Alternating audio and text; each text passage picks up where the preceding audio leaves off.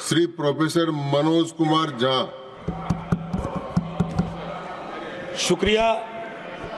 शुक्रिया माननीय सभापति महोदय। थोड़ा हट करूंगा वक्त के लिए, लेकिन आखिर में अभी चालू तो करिए हुजूर। सर, माननीय सभापति महोदय, अच्छा है हम सब संविधान पे बात कर रहे हैं। उस सदन में भी हुई, इस सदन में भी तमाम साथियों ने संविधान पे बात की। अपना अपना दायरा है, अपनी अपनी सोच है, अपनी अपनी प्राथमिकताएं हैं, लेकिन महत्वपूर्ण यह है कि हमने संविधान पे बात की। कई ओहदेदार लोग दूसरे स्तंभ के, वो तो ईश्वर से बात करने लगे हैं। भगवान को कितना काम है, किसी की नौकरी लगवानी है, किसी की शादी करवानी है, किसी को चुनाव जितवाना है, तो किसकी पर्ची निकलेगी, किसकी अर्जी लगेगी। तो अच्छा है कि हम संविधान के दायरे में बात कर रहे हैं। माननीय सभापति महोदय, नेहरू जी पर बहुत चर्चा होती है जब से इस संसद में आया हूं, और मैं इस नई सरकार के बाद ही सदन में आया हूं। बचपन में सोचा करता था पार्लियामेंट पहुंचूंगा, लेकिन आज एक कन्फेशन करता हूं, हमेशा अपने को विपक्ष में देखता था, तो विपक्ष में ही हूं। तो सर ऐसा है, मैंने कई दफा कहा है, 14 का चुनाव, 19 का चुनाव, 24 का चुनाव, जवाहरलाल नेहरू नहीं हारे हैं, विपक्ष हारा है, कांग्रेस हारी है। 100 साल आप चुनाव जीतेंगे, लेकिन नेहरू को फिर भी वहां खड़ा पाएंगे, क्योंकि अथॉरिटेरियनिज्म के खिलाफ पार्लियामेंट्री डेमोक्रेसी के प्रतीक हैं नेहरू। वो ढाल हैं, वो रक्षा कवच हैं। और मैं आपको बताऊं, हमारे नड्डा साहब ने जेपी का उद्धृत किया, और मुझे अच्छा लगा कि जयप्रकाश जी ने जब इंदिरा जी को, वो इंदू लिखा करते थे, जब चिट्ठियां लिखी ना इमरजेंसी के दौरान, तो नेहरू को इन्वोक किया। I am writing to you in the name of your father Jawaharlal Nehru. वो ऐसे व्यक्ति थे, जब उनकी आलोचना नहीं होती थी तो छद्म नाम से अपनी आलोचना स्वयं करते थे। तो मैं क्या कहूं, जयप्रकाश जी का कश्मीर पर जो नेहरू जी को चिट्ठी थी या इंदिरा जी को चिट्ठी थी, अगर वो चिट्ठी आज मनोज कुमार झा अपने नाम से कॉपी पेस्ट करके लिख दे, तो सर शाम तक मैं टेलीविजन डिबेट में विलेन बन जाऊंगा। मेरे पर यूएपीए लगे ना लगे, सांसद हूं शायद ना लगे, लेकिन बहुत तरह की तोहमत लगेगी। सर एक आवश्यक बात, हम महापुरुषों की जन्मतिथि पुण्यतिथि पर माल्यार्पण वाले दुनिया के नंबर 1 देश हैं। इतनी पुष्प वर्षा करते हैं जन्मतिथि और पुण्यतिथि पे, लेकिन सर वो तिथियां इस बात की भी होती है कि हम अपनी चुनौतियों को स्वीकार करें। अगर हम संविधान दिवस मना रहे हैं, क्या फ्रीडम के बारे में नहीं बात होनी चाहिए? दोनों तरफ ऐसी बातें हो रही हैं, मेरी कमीज सफेद, तुम्हारी कमीज गदली। अरे साहब, संविधान की कमीज देख लो, वो गदला ना हो, उस पे दाग ना पड़े। ये हमारा दायित्व होना चाहिए। आज से 25 वर्ष बाद मैं इस सदन में नहीं होऊंगा, हम में से बहुत लोग नहीं होंगे। जब 100 साल पे चर्चा हो रही होगी, बहुत चर्चा होगी, लोग विश्लेषण करेंगे, जैसे आज हम करते हैं कि नेहरू को यह करना चाहिए था, नेहरू ने वो नहीं किया। 100 साल बाद कोई आपके बारे में टिप्पणी करे, मैं जीवित नहीं रहूं, संभवतः मैं सदन में नहीं रहूंगा, लेकिन वो भी अच्छा नहीं लगेगा सर, अशोभनीय लगेगा। टाइम मशीन नहीं है सर, नहीं तो मैं अपने सारे साथियों को 47-46 ले जाता। खून की नदियां बह रही थी दोनों तरफ, खून की नदियां। मंदिर में गाय काट के फेंकी जा रही थी, मस्जिद में सुअर फेंके जा रहे थे। उस दौर में एक ऐसे देश के निर्माण का संकल्प, गलतियां हुई होंगी। आप विलेन क्यों बनाते हो भाई? विलेन मत बनाओ, आपसे भी गलतियां होती हैं, हमसे हुई हैं। मैं सिर्फ इतना कहता हूं माननीय उपसभापति महोदय कि जब हम तबसरा करते हैं इस तरह के नेताओं पे, तो हम भूल जाते हैं 47 में इस देश की क्या हालत है। सर, आपने घर बनाया हो, मैंने नहीं बनाया अभी तक, मेरे पिता ने बनाया। सर, ग्राउंड फ्लोर बनाने में सबसे ज्यादा मेहनत लगती है, नींव है वो। नेहरू और अंबेडकर, पटेल, आजाद ने नींव डाली। आप सेकंड थर्ड फ्लोर बना रहे हैं, उन्होंने फर्स्ट फ्लोर बनाया, आप 5 फ्लोर और बनाइए, लेकिन नींव के बगैर फ्लोर किसी काम का नहीं है, ये याद रहना चाहिए। सर, माननीय उपसभापति महोदय, हमारे प्रधानमंत्री जी, भाजपा के कई साथी, और चूंकि ये संविधान की डायरेक्टिव प्रिंसिपल्स में है कि यूनिफॉर्म सिविल कोड, सर मैंने विस्तार से अध्ययन किया है, नड्डा साहब ने भी अध्ययन किया होगा, तमाम साथियों ने। सर, कई तरह के उस पर विचार थे, लेकिन डोमिनेंट विचार था कि इसको रखो, किसी दिन वक्त आएगा इस पर बात होगी। सर, 44 आर्टिकल जो कि ड्राफ्ट में 35 था, उससे पूर्व आर्टिकल 39 क्लॉज सी है sir, about concentration of wealth. Income inequality का इस देश में जो आलम है, हम टाइम बॉम्ब पे बैठे हुए हैं, टाइम बॉम्ब है ये, और ये सबको इंपैक्ट कर रहा है, ना सिर्फ गरीब मजलूम वर्गों को, मध्यम वर्ग को। अभी हालिया रिपोर्ट आई कि प्रॉफिट मेकिंग कंपनीज, लेकिन उनकी प्रॉफिट का एम्प्लॉय के सैलरी में कोई रिफ्लेक्शन नहीं है सर। रिलेटिव डिप्रीवेशन का जन्म हो रहा है। 44 तक पहुंचिए यूनिफॉर्म सिविल कोड तक, लेकिन रास्ते में एक मील का पत्थर है आर्टिकल 39C। वहां रुकिए, ठहरिए, सोचिए कि इसको, क्योंकि अंबेडकर साहब को आप कोट कर रहे थे सोशलिज्म के बारे में कि वो कहते थे कि वो तो रचा बसा है, सेक्युलरिज्म रचा बसा, मानता हूं, लेकिन उन्होंने नेशनलाइजेशन ऑफ लैंड और इंडस्ट्री की भी बात की थी। मैं उसकी पैरोकारी आज के दौर में नहीं कर रहा हूं, लेकिन ये जरूर कहूंगा कि प्राइवेट प्लेयर्स ऐसे ना हो जाएं कि एक को चादर से ढकने के चक्कर में पूरा देश नग्न सच्चाई से रूबरू होता रहे, ये नहीं होना चाहिए। अब सर, मैं एक बात कहता हूं, आज जब मैं यहां बोल रहा हूं, इस देश के किसी न किसी कोने में सीवर से एक आध डेथ हो चुकी होगी, सीवर में उतर करके। खुदाई चल रही है इस देश में, कई जगह खोदे जा रहे हैं। एक खुदाई हम सब सांसद मिलके करें, वो जो सेप्टिक टैंक और सीवर में उतर करके जहरीली गैस से मरने वाले लोग, ये कौन है? ये हम एक हैं तो सेफ हैं में नहीं आते, ये हमारे हिस्सा नहीं है, इसी समाज का हिस्सा है।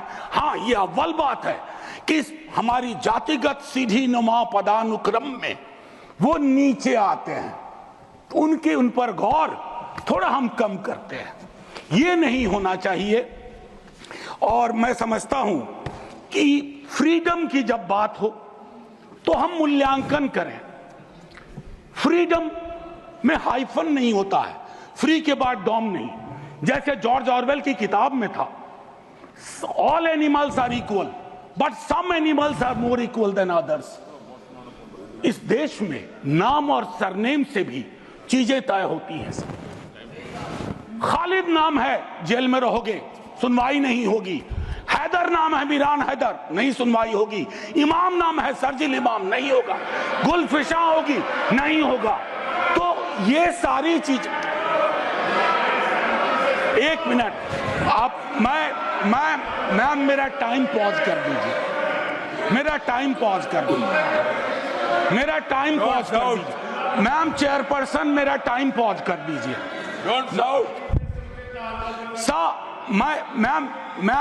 मैम मैं सिर्फ इतना कहना चाहता हूं, अभी यहां बोल रहा हूं, मूलवासी बचाओ संघ मंच है छत्तीसगढ़ में, अनलॉफुल बना देते हैं आप। अरे कोई तो तौर तरीका हो, किसान विरोध करे, देशद्रोही है। विद्यार्थी विरोध करें नौकरी के लिए, नौकरी मांग रहे हैं आपसे, और कुछ तो नौकरी भी नहीं मांग रहे हैं, परीक्षा समय पर कराने की मांग कर रहे हैं। आप कह रहे हो अराजक हैं, नक्सल हैं। ये जो शब्दावली लेकर के, विशेषण लेकर के आप घूमते हैं, इससे थोड़ा बाज आइए।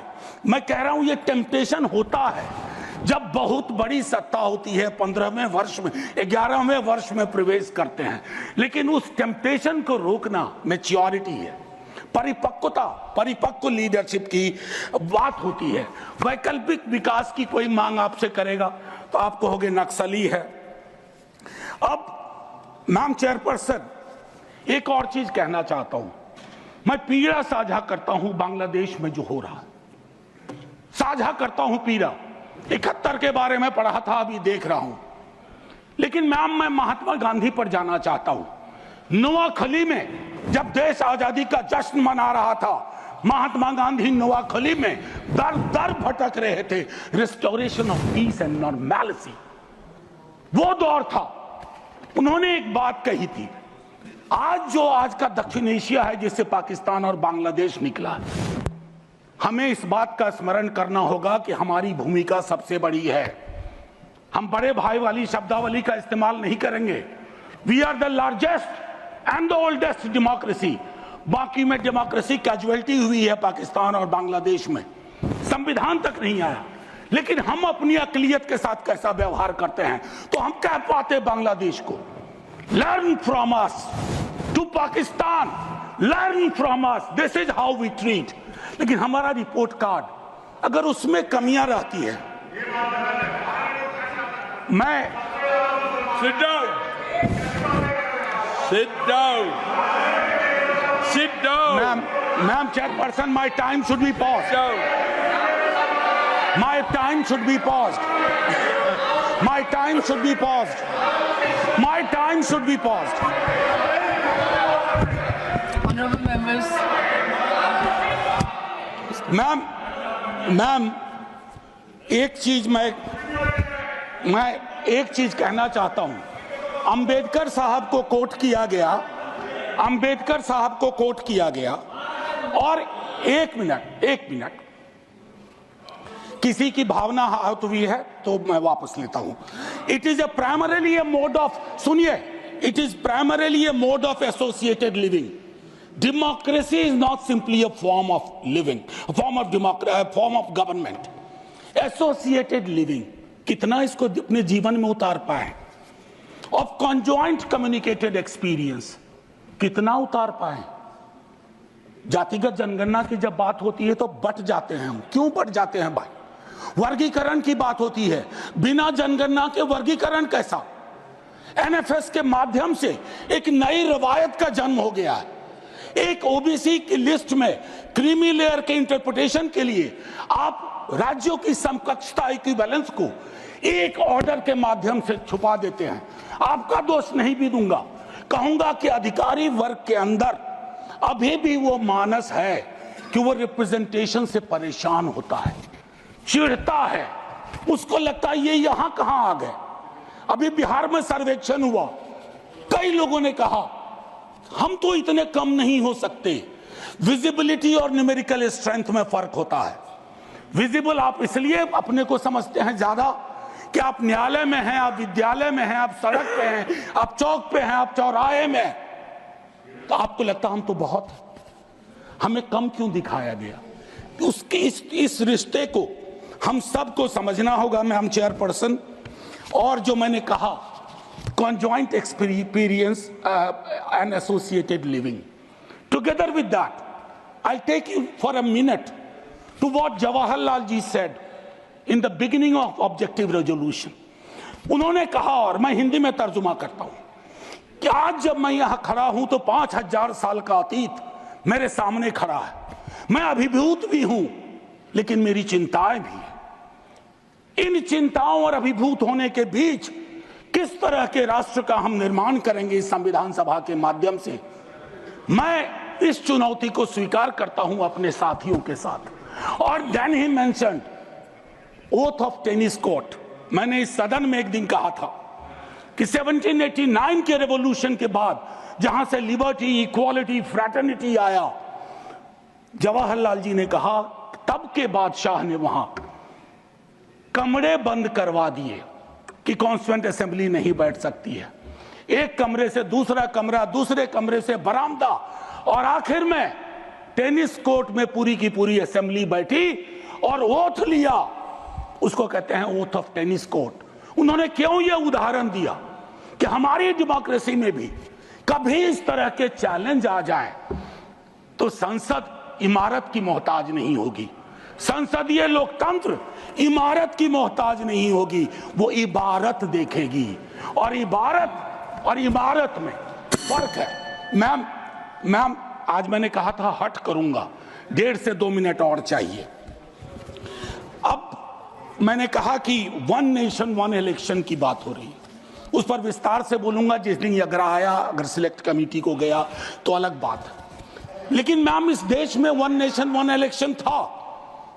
नड्डा साहब ने कहा, मैं मानता हूं, कई दफा क्या होता है जब आप कोट करते हैं, हमारी यूनिवर्सिटी में कहते हैं कि सेमी कोलोन के बाद किसी को कोट मत करो, उसको हम लोग कहते हैं पुअर साइटेशन, कि किसी को कोट किया। जैसे आपको उदाहरण के लिए मैम 30 सेकंड में कि मार्क्स ने कहा religion is the opium for masses, ऐसा कभी नहीं कहा मार्क्स ने। वो सेमी कोलन के बाद का एक सेंटेंस था, उन्होंने ये कहा is the Sai of oppressed, लेकिन सेमी कोलन के बाद का उठा करके कहा रहे रिलीजन के तो खिलाफ थे कार्ल मार्क्स। तो उसी तरह से साइटेशन के साथ दिक्कत है। मैं सिर्फ इतना कहना चाहता हूं, 1 नेशन की वो साइकिल टूटी थी। 1 नेशन 1 इलेक्शन की साइकिल 60s मिड 60s में टूटी। आज क्या गारंटी है हम कैसे अगले चुनाव तक ले जाएंगे? Will it be a proxy governance? Then it won't it undermine the idea of will of the people? मैं समझता हूं कि इस पर विशद चर्चा हो और तभी जाकर के एक Kindly conclude. बस अभी तो 33 सेकंड लिया है, 1 मिनट और दे दीजिए। मैम चेयरपर्सन, तारतम्य तो थोड़ा टूट जाता है, फिर भी अपनी एक बात कह के खत्म करूंगा। बाबा साहब भीमराव अंबेडकर के बचपने का एक छोटा किस्सा। क्लासरूम में बैठे हुए थे सबसे पीछे, शिक्षक ने कहा चूंकि मैथमेटिक्स में बहुत अच्छे थे, आओ इसको हल करो। ज्यों ही वो बोर्ड की तरफ बढ़े, जितने कास्ट हिंदू अपर कास्ट के लोग थे वो दौड़ के बोर्ड के पास गए, क्योंकि बोर्ड के पीछे उनका टिफिन बॉक्स था। उनको लगा ये पोल्यूट हो जाएगा। मैम आज वो मान्यताएं नहीं हैं, लेकिन पोल्यूशन प्यूरिटी की नई मान्यताएं आ गई हैं, एक्सक्लूजन की नई मान्यताएं आ गई हैं। और आखिरी में ऑस्विज एक जगह थी पोलैंड में, जहां जिसको सिर्फ गैस चैम्बर से मत समझिए, ऑस्विज के बनने में सालों की नफरत और घृणा थी, जिसका अंजाम ना सिर्फ जर्मनी में भुगता गया, पूरी दुनिया ने। तो ये नफरत घृणा, इस पर लगाम लगे ना तो हर मोहल्ले में ऑस्विज होगा। और आखिर में मैम, मैं आज जद पे अगर हूं, निशाने पे, मैं आज जद पे अगर हूं तो बदगुमान न हो, चिराग सबके बुझेंगे, ऐसी हवा किसी की नहीं होती। शुक्रिया मैम, जय हिंद।